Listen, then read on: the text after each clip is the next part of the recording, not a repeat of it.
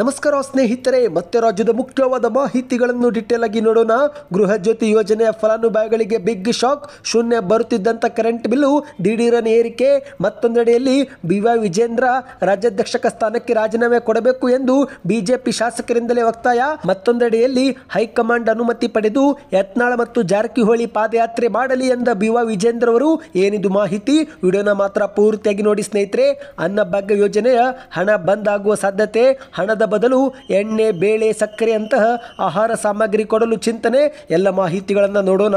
ಮತ್ತೊಂದಡಿಯಲ್ಲಿ ಕಾಂಗ್ರೆಸ್ನ ಗ್ಯಾರಂಟಿ ಯೋಜನೆಗಳು ಸ್ಥಗಿತವಾಗುತ್ತಾ ಎಂಬ ಕುರಿತಂತೆ ಡಿ.ಕೆ. ಶಿವಕುಮಾರ್ ಅವರ ಹೇಳಿಕೆ. ಇನ್ನು ನೀವು ಕೂಡ ಏನಾದರೂ BPL ಕಾರ್ಡ್ ಪಡೆದಿದ್ರೆ ವಿಡಿಯೋನ ಪೂರ್ತಿಯಾಗಿ ನೋಡಿ ಸ್ನೇಹಿತರೆ.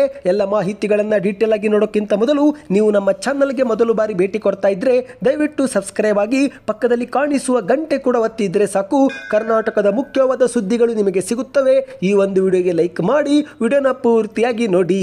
ಮೊದಲನೇ ಮುಖ್ಯವಾದ ಮಾಹಿತಿ, ನಿಮಗೆಲ್ಲರಿಗೂ ಗೊತ್ತಿರುವ ಹಾಗೆ ಇಂದು ರಾಜ್ಯದಲ್ಲಿ ಕಾಂಗ್ರೆಸ್ ಸರ್ಕಾರ ಗೃಹ ಜ್ಯೋತಿ ಯೋಜನೆ ಜಾರಿಗೆ ಮಾಡಿ ಪ್ರತಿ ಮನೆಗೆ 200 ಯೂನಿಟ್ ಉಚಿತ ವಿದ್ಯುತ್ ಕೊಡುತ್ತಿದ್ದು, ಆದರೆ ಇತ್ತೀಚೆಗೆ ಗೃಹ ಜ್ಯೋತಿ ಯೋಜನೆ ಫಲಾನುಭವಿಗಳಿಗೆ ಕರೆಂಟ್ ಬಿಲ್ ಬರುವುದು ಶುರುವಾಗಿದೆ. ಹೌದು ಸ್ನೇಹಿತರೆ, ಇಷ್ಟು ದಿನ ಶೂನ್ಯ ಬರುತ್ತಿದ್ದಂಥ ಕರೆಂಟ್ ಬಿಲ್ಲು ದಿಢೀರನೆ 500 ರೂಪಾಯಿ, 1,000 ರೂಪಾಯಿ ಬರುತ್ತಿದ್ದು, ಹೀಗಾಗಿ ಸರ್ಕಾರದ ವಿರುದ್ಧ ಫಲಾನುಭವಿಗಳು ಇದೀಗ ಆಕ್ರೋಶವನ್ನು ಹೊರಗೆ ಹಾಕುತ್ತಿದ್ದಾರೆ. ಹೌದು, ಗೃಹ ಜ್ಯೋತಿ ಯೋಜನೆಗೆ 1 ವರ್ಷ ತುಂಬಿದ ಬೆನ್ನಲ್ಲೇ ಬೆಸ್ಕಾಂ ಇದೀಗ ಹೊಸ ಖಾತೆ ತೆಗೆದಿದೆ. ಎಷ್ಟೋ ಜನರಿಗೆ ಶೂನ್ಯ ಬರುತ್ತಿದ್ದಂಥ ಕರೆಂಟ್ ಬಿಲ್ಲು ದಿಢೀರನೆ 500 ರೂಪಾಯಿ, 800 ರೂಪಾಯಿ, 1000 ರೂಪಾಯಿ ಬರುತ್ತಿದ್ದು, ಹಾಗಾಗಿ ಫಲಾನುಭವಿಗಳು ಆಕ್ರೋಶವನ್ನು ವ್ಯಕ್ತಪಡಿಸಿದ್ದಾರೆ. ಇದೇ ಒಂದು ಕುರಿತಂತೆ ಗೃಹ ಜ್ಯೋತಿ ಫಲಾನುಭವಿ ಆಗಿರುವ ಶ್ರೀನಿವಾಸ್ ಎನ್ನುವರು AIN ಲೈವ್ ನ್ಯೂಸ್ ಒಂದಿಗೆ ಮಾತನಾಡಿದ್ದು, ಪ್ರತಿ ತಿಂಗಳು ನಾವು ಎಷ್ಟು ಪ್ರಮಾಣದಲ್ಲಿ ವಿದ್ಯುತ್ ಬಳಕೆ ಮಾಡುತ್ತಿದ್ದೇವೋ ಈಗಲೂ ಕೂಡ ಅಷ್ಟೇ ಮಾಡುತ್ತಿದ್ದೇವೆ. ಆದರೆ ಈ ಒಂದು ಹಿಂದೆ ಶೂನ್ಯ ವಿದ್ಯುತ್ ಬಿಲ್ ಬರ್ತಾ ಇತ್ತು, ಇದೀಗ ನಮಗೆ 200 ರೂಪಾಯಿ ಬಂದಿದೆ. ಹಾಗಾಗಿ ಬಿಲ್ ಪಾವತಿ ಮಾಡಬೇಕು, ಪಾವತಿ ಮಾಡಬಾರದು ಎಂಬ ಯೋಚನೆಯಲ್ಲಿ ನಾವು ಇದ್ದೇವೆ ಎಂದು ಹೇಳಿಕೆಯನ್ನು ಕೊಟ್ಟಿದ್ದಾರೆ. ಈ ಒಂದು ಹಿಂದೆ ನಮ್ಮ ಮನೆಯಲ್ಲಿ 3 ಜನರಿದ್ದಾಗ 400 ರೂಪಾಯಿ ಬಿಲ್ ಬರ್ತಾ ಇತ್ತು. ಅದಾದ ಬಳಿಕ 3 ತಿಂಗಳು ಶೂನ್ಯ ವಿದ್ಯುತ್ ಬಿಲ್ ಬಂತು. ಇದೀಗ ಮತ್ತೆ 400 ರೂಪಾಯಿ, 200 ರೂಪಾಯಿ ಬಿಲ್ ಬರ್ತಾ ಇದೆ. ಈ ಕುರಿತಂತೆ ಬೆಸ್ಕಾಂ ಅಧಿಕಾರಿಗಳನ್ನು ಪ್ರಶ್ನೆ ಮಾಡಲು ಕರೆ ಮಾಡಿದರೆ ನಮ್ಮ ಪ್ರಶ್ನೆಗೆ ಯಾರೂ ಕೂಡ ಸ್ಪಂದಿಸೋದಿಲ್ಲ, ಸುಳ್ಳು ಗ್ಯಾರಂಟಿಗಳನ್ನು ಕೊಟ್ಟು ಜನರನ್ನು ಮೋಸ ಮಾಡಿದರು ಎಂದು ಕಾಂಗ್ರೆಸ್ ಸರ್ಕಾರದ ವಿರುದ್ಧ ಶ್ರೀನಿವಾಸ್ ಎನ್ನುವರು ಆಕ್ರೋಶವನ್ನು ವ್ಯಕ್ತಪಡಿಸಿದ್ದಾರೆ. ಹೌದು ಸ್ನೇಹಿತರೆ, ಈ ಒಂದು ಹಿಂದೆ ಉಚಿತ ವಿದ್ಯುತ್ ಬಿಲ್ ಬರ್ತಾ ಇತ್ತು, ಆದರೆ ಇದೀಗ ಬಿಲ್ನಲ್ಲಿ ಹೆವಿ ಲೋಡ್ ಎಂಬ ಹೆಸರಲ್ಲಿ ಯದ್ವಾ ತದ್ವಾ ಶುಲ್ಕ ವಿಧಿಸಲಾಗಿದೆ ಎಂದು ಸರ್ಕಾರದ ವಿರುದ್ಧ ಆರೋಪವನ್ನ ಮಾಡಿದ್ದಾರೆ. ನಿಮಗೂ ಕೂಡ ಏನಾದರೂ ಉಚಿತ ವಿದ್ಯುತ್ ಬರ್ತಾ ಇದ್ರೆ ಕಮೆಂಟ್ನಲ್ಲಿ ಎಸ್ ಅಥವಾ ನೋ ಎಂದು ಕಮೆಂಟ್ ಮಾಡಿ. ಇನ್ನೀಗ ಎರಡನೇ ಮುಖ್ಯವಾದ ಮಾಹಿತಿಗೆ ಹೋಗೋಣ. ಇತ್ತೀಚೆಗಷ್ಟೇ ಬಿಜೆಪಿ ಮತ್ತು JDS ನಾಯಕರು ಒಗ್ಗಟ್ಟಾಗಿ ಪಾದಯಾತ್ರೆ ಮಾಡಿ ಮುಖ್ಯಮಂತ್ರಿ ಅವರು ತಮ್ಮ ಸ್ಥಾನಕ್ಕೆ ರಾಜೀನಾಮೆ ಕೊಡಬೇಕು ಎಂದು ಆಗ್ರಹಿಸಿದರು.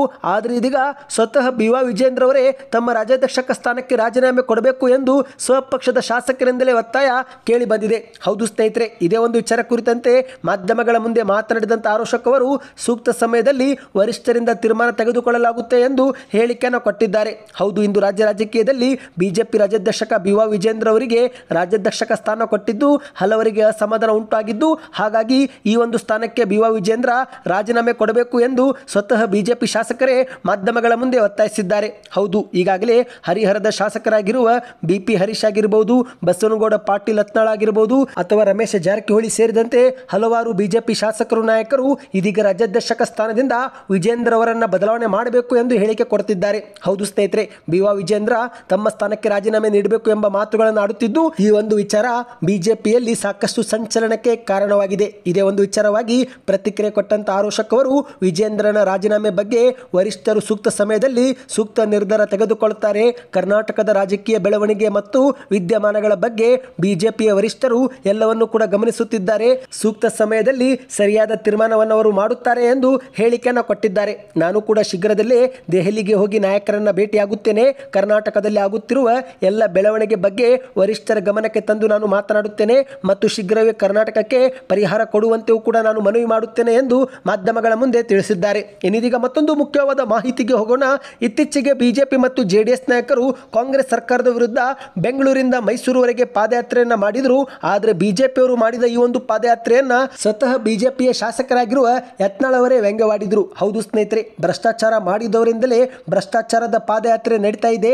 ಹಾಗಾಗಿ ಈ ಒಂದು ಪಾದಯಾತ್ರೆಗೆ ಯಾವುದೇ ಮಹತ್ವ ಇರೋದಿಲ್ಲ, ನಾವು ಬೇಗನೆ ಒಂದು ಪಾದಯಾತ್ರೆ ತೆಗೆದುಕೊಳ್ಳುತ್ತೇವೆ ಎಂದು ಯತ್ನಾಳ್ ಅವರು ಹೇಳಿಕೆಯನ್ನು ಕೊಟ್ಟಿದ್ರು. ಇದೀಗ ಅದೇ ಬೆನ್ನಲ್ಲೇ ಯತ್ನಾಳ್ ಮತ್ತು ರಮೇಶ್ ಜಾರಕಿಹೊಳಿ ಸೇರಿದಂತೆ ಒಟ್ಟು 12 ಬಿಜೆಪಿಯ ನಾಯಕರು ಬೆಳಗಾವಿಯಿಂದ ಬಳ್ಳಾರಿಯವರೆಗೆ ಪಾದಯಾತ್ರೆ ಮಾಡಲು ನಿರ್ಧರಿಸಿದ್ದಾರೆ. ಇದೇ ಒಂದು ಪಾದಯಾತ್ರೆಗೆ ಬಿ.ವಾ. ವಿಜೇಂದ್ರ ಅವರು ಇದೀಗ ಪ್ರತಿಕ್ರಿಯೆ ಕೊಟ್ಟಿದ್ದಾರೆ. ಹೌದು, ಹೈಕಮಾಂಡ್ ಅನುಮತಿ ಪಡೆದು ಯತ್ನಾಳ್ ಮತ್ತು ರಮೇಶ್ ಜಾರಕಿಹೊಳಿ ಅವರು ಪಾದಯಾತ್ರೆ ಮಾಡಲಿ ಎಂದು ಬಿ.ವಾ. ವಿಜೇಂದ್ರ ಅವರು ಮಾಧ್ಯಮಗಳ ಮುಂದೆ ತಿಳಿಸಿದ್ದಾರೆ. ಹೌದು ಸ್ನೇಹಿತರೆ, ಶಾಸಕ ಯತ್ನಾಳ್ ಮತ್ತು ರಮೇಶ್ ಜಾರಕಿಹೊಳಿ ಮಾಡುತ್ತಿರುವ ಪಾದಯಾತ್ರೆ ಬಗ್ಗೆ ನಮ್ಮ ಯಾವುದೇ ತಕರಾರು ಇಲ್ಲ, ಯಾವುದೇ ಅಭ್ಯಂತರವಿಲ್ಲ.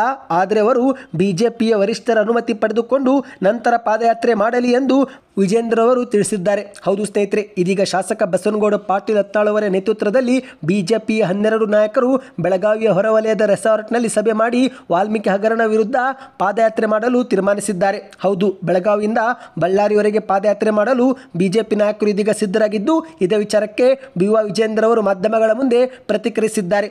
ಪಕ್ಷದ ಅಧ್ಯಕ್ಷಕನಾಗಿ ಎಲ್ಲರನ್ನೂ ನಾನು ವಿಶ್ವಾಸಕ್ಕೆ ತೆಗೆದುಕೊಂಡು ಹೋಗುವ ಕೆಲಸ ಮಾಡ್ತಿದ್ದೇನೆ.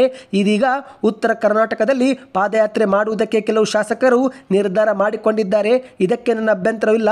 ಆದರೆ ಈ ಒಂದು ಪಾದಯಾತ್ರೆಯಿಂದ ಬಿಜೆಪಿ ಪಕ್ಷದ ಸಂಘಟನೆಗೆ ಪೂರಕವಾಗಿರಬೇಕು, ಅದಕ್ಕಿಂತ ಮುಖ್ಯವಾಗಿ ವರಿಷ್ಠರ ಅನುಮತಿ ಅವರು ಪಡೆದುಕೊಳ್ಳಬೇಕು ಎಂದು ಹೇಳಿಕೆಯನ್ನು ಕೊಟ್ಟಿದ್ದಾರೆ. ಇನ್ನಿದೀಗ ಮತ್ತೊಂದು ಮುಖ್ಯವಾದ ಮಾಹಿತಿ, ಶೀಘ್ರವೇ ರಾಜ್ಯದಲ್ಲಿ ಅನ್ನಭಾಗ್ಯ ಯೋಜನೆಯ ಹಣ ಬಂದಾಗುವ ಸಾಧ್ಯತೆ ಇದೆ ಅಂತೆ. ಹೌದು ಸ್ನೇಹಿತರೆ, ಕರ್ನಾಟಕ ಸರ್ಕಾರವು ಅಧಿಕಾರಕ್ಕೆ ಬರುತ್ತಿದ್ದಂತೆ 5 ಗ್ಯಾರಂಟಿ ಯೋಜನೆಗಳನ್ನು ಹಂತ ಹಂತವಾಗಿ ಜಾರಿಗೆ ಮಾಡಿತು. ಇದರಲ್ಲಿ ಅನ್ನಭಾಗ್ಯ ಯೋಜನೆಯಡಿಯಲ್ಲಿ 10 ಕೆಜಿ ಅಕ್ಕಿ ಕೊಡುವುದಾಗಿ ಕಾಂಗ್ರೆಸ್ ಸರ್ಕಾರ ಗ್ಯಾರಂಟಿಯನ್ನು ನೀಡಿತ್ತು.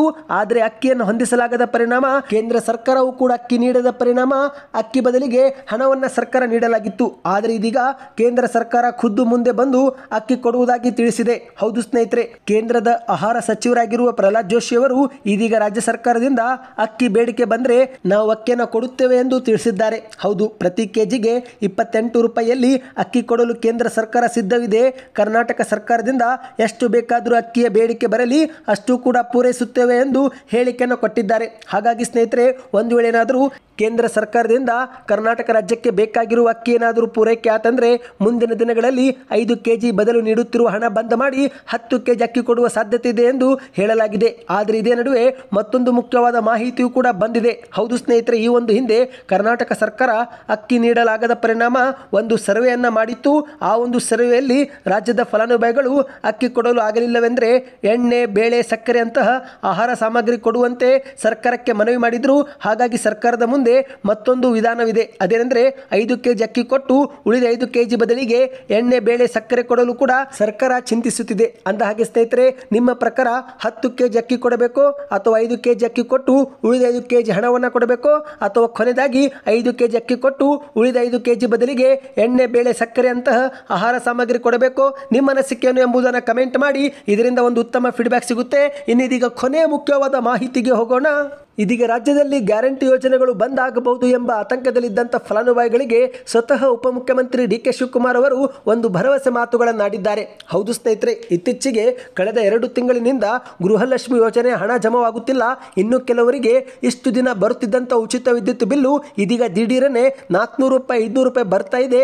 ಹೀಗಾಗಿ ಜನರು ಕೂಡ ಎಲ್ಲೋ ಒಂದು ಕಡೆ ಗ್ಯಾರಂಟಿ ಯೋಜನೆಗಳು ಬಂದ್ ಆಗಬಹುದಾ ಎಂಬ ಒಂದು ಆತಂಕದಲ್ಲಿದ್ದಾರೆ. ಇನ್ನು ಬಿಜೆಪಿ ನಾಯಕರು ಕೂಡ ಗ್ಯಾರಂಟಿ ಯೋಜನೆಗಳು ಬಂದ್ ಆಗಲಿದೆ, ಸರ್ಕಾರ ದಿವಾಳಿ ಆಗಿದೆ ಎಂದು ಕೂಡ ಆರೋಪ ಮಾಡುತ್ತಿದ್ದು, ಮತ್ತೊಂದೆಡೆಯಲ್ಲಿ ಕಾಂಗ್ರೆಸ್ನ ಕೆಲ ಶಾಸಕರು ಕೂಡ ಗ್ಯಾರಂಟಿಯಿಂದ ರಾಜ್ಯದ ಅಭಿವೃದ್ಧಿ ಆಗುತ್ತಿಲ್ಲ ಎಂದು ಮಾಧ್ಯಮಗಳ ಮುಂದೆ ಬಹಿರಂಗವಾಗಿ ಒಪ್ಪಿಕೊಂಡಿದ್ದಾರೆ. ಈ ಎಲ್ಲದರ ಮೂಲಕ ಫಲಾನುಭವಿಗಳು ಆತಂಕಕ್ಕೆ ಒಳಗಾಗಿದ್ದು, ಹಾಗಾಗಿ ಇದೀಗ ಸ್ವತಃ ಡಿ.ಕೆ. ಶಿವಕುಮಾರ್ ಅವರು ಕಾಂಗ್ರೆಸ್ ಗ್ಯಾರಂಟಿಯ ಭವಿಷ್ಯದ ಬಗ್ಗೆ ಸ್ಪಷ್ಟನೆ ನೀಡಿದ್ದಾರೆ. ಹೌದು, ಬೆಂಗಳೂರಿನಲ್ಲಿ ಪದ್ಮನಾಭನಗರ ವಿಧಾನಸಭಾ ಕ್ಷೇತ್ರದ ಗ್ಯಾರಂಟಿ ಯೋಜನೆಗಳ ಅನುಷ್ಠಾನ ಸಮಿತಿ ಮತ್ತು ಕಾಂಗ್ರೆಸ್ನ ಜನಸಂಪರ್ಕ ಕೇಂದ್ರ ಉದ್ಘಾಟನೆ ಮಾಡಿ ಮಾತನಾಡಿದಂಥ ಡಿ.ಕೆ. ಶಿವಕುಮಾರ್ ಅವರು ಬಿಜೆಪಿಯವರು 100 ಜನ್ಮ ಎತ್ತಿ ಬಂದರೂ ಕೂಡ ಕಾಂಗ್ರೆಸ್ ಸರ್ಕಾರದ ಗ್ಯಾರಂಟಿ ಯೋಜನೆಗಳು ನಿಲ್ಲಿಸಲು ಆಗೋದಿಲ್ಲ ಎಂದು ಸ್ಪಷ್ಟನೆ ನೀಡಿದ್ದಾರೆ. ಹೌದು ಸ್ನೇಹಿತರೆ, ಮಾಧ್ಯಮದವರೊಂದಿಗೆ ಮಾತನಾಡಿದಂಥ ಡಿ.ಕೆ. ಶಿವಕುಮಾರ್ ಅವರು ಗ್ಯಾರಂಟಿ ಯೋಜನೆಗಳೇ ಕಾಂಗ್ರೆಸ್ ಪಕ್ಷದ ಶಕ್ತಿ.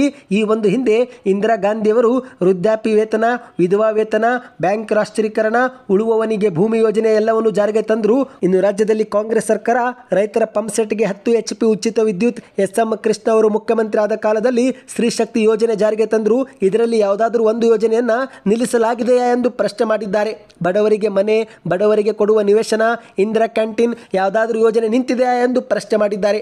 ಅದೇ ರೀತಿ ಬಿಜೆಪಿಯವರು 100 ಜನ್ಮ ತಳೆದರೂ ಕೂಡ ನಮ್ಮ ಕಾಂಗ್ರೆಸ್ನ 5 ಗ್ಯಾರಂಟಿ ಯೋಜನೆಗಳು ನಿಲ್ಲಿಸಲು ಸಾಧ್ಯವಿಲ್ಲ, ಇದೇ ಕಾಂಗ್ರೆಸ್ ಪಕ್ಷದ ಶಕ್ತಿ ಎಂದು ಡಿ.ಕೆ. ಶಿವಕುಮಾರ್ ಅವರು ಬಣ್ಣಿಸಿದ್ದಾರೆ. ಮತ್ತೆ ಮುಂದುವರೆದು ಮಾತನಾಡಿ, ಕಾಂಗ್ರೆಸ್ ಶಕ್ತಿ ಎಂದರೆ ದೇಶದ ಶಕ್ತಿ, ಕಾಂಗ್ರೆಸ್ ಇತಿಹಾಸವೆಂದರೇನೆ ದೇಶದ ಇತಿಹಾಸ.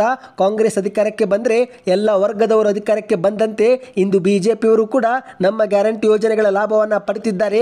ಬೇಕಾಗಿದ್ದರೆ ಆರೋಶಕ್ ಅವರು ತಮ್ಮ ಕಾರ್ಯಕರ್ತರಿಗೆ ಹೇಳಿ ಗ್ಯಾರಂಟಿ ಯೋಜನೆ ಪ್ರಯೋಜನ ಪಡೆಯದಂತೆ ಸಲಹೆ ಕೊಡಲಿ ಎಂದು ಹೇಳಿಕೆಯನ್ನು ಕೊಟ್ಟಿದ್ದಾರೆ. ಕಾಂಗ್ರೆಸ್ ಪಕ್ಷ ಎಂದೂ ಕೂಡ ಜನರ ಬದುಕಿನ ಬಗ್ಗೆನೇ ಯೋಚನೆ ಮಾಡುತ್ತದೆ.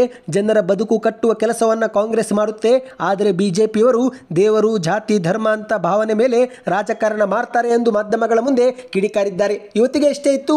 ಈ ಎಲ್ಲ ಮುಖ್ಯವಾದ ಮಾಹಿತಿ ಇಷ್ಟವಾಗಿದ್ದರೆ ದಯವಿಟ್ಟು ವಿಡಿಯೋಗೆ ಲೈಕ್ ಮಾಡಿ, ಸೂಪರ್ ನ್ಯೂಸ್ ಎಂದು ಕಮೆಂಟ್ ಮಾಡಿ. ಇದೇ ರೀತಿ ರಾಜ್ಯದ ಮಾಹಿತಿ ಪಡೆಯಲು ಚಾನಲ್ಗೆ ಸಬ್ಸ್ಕ್ರೈಬ್ ಮಾಡಿ.